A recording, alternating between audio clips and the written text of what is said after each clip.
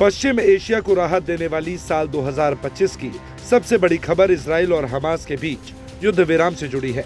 15 जनवरी 2025 को कतर के प्रधानमंत्री शेख मोहम्मद बिन अब्दुल रहमान अल थानी ने इजराइल और हमास के बीच युद्ध विराम डील का ऐलान किया। इसी ऐलान के साथ पिछले 447 दिनों से जारी इजराइल हमास युद्ध रुक गया। हालांकि सीजफायर की डील 19 जनवरी 2025 से लागू होगी। इस सीजफायर डील को लेकर इजराइल और हमास के बीच कई दौर की बातचीत कतर की राजधानी दोहा में हुई। इस बातचीत में मध्यस्थता अमेरिका, मिस्र और कतर ने कराई। हालांकि समझौते में क्या क्या नियम तय किए गए, इसे जल्द ही काहिरा में सार्वजनिक किए जाने की योजना है। सूत्रों के मुताबिक युद्ध विराम डील के तहत हमास बंधकों को रिहा करेगा और बदले में इजराइल लगभग 1000 फिलिस्तीनी नागरिकों को अपनी जेल से छोड़ेगा। इजराइल हमास युद्ध विराम के कुल 3 चरण होंगे।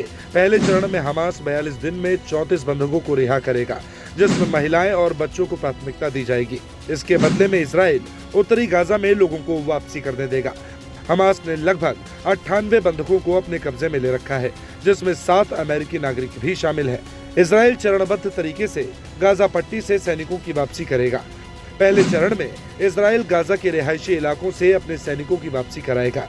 दूसरे चरण में हमास सभी बंधकों को रिहा करेगा और इजराइल गाजा से पूरी तरह अपने सैनिकों को वापस बुला लेगा। तीसरे चरण में गाजा पट्टी में पुनर्निर्माण की परियोजना पर ध्यान दिया जाएगा। इजराइल हमास सीजफायर डील को लागू करने की जिम्मेदारी अमेरिका, कतर और मिस्र की मानी जा रही है, क्योंकि इन तीनों देशों की मध्यस्थता के चलते युद्ध विराम पर सहमति बन पाई।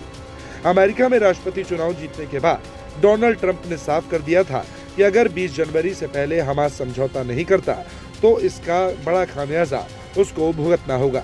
ट्रंप की इस धमकी के बाद इजराइल और हमास के बीच युद्ध विराम को लेकर एक प्रस्ताव पर चर्चा होती है, जिसमें हमास के कब्जे से बंधकों की रिहाई और गाजा पट्टी से इजरायली सैनिकों की वापसी का प्लान शामिल था।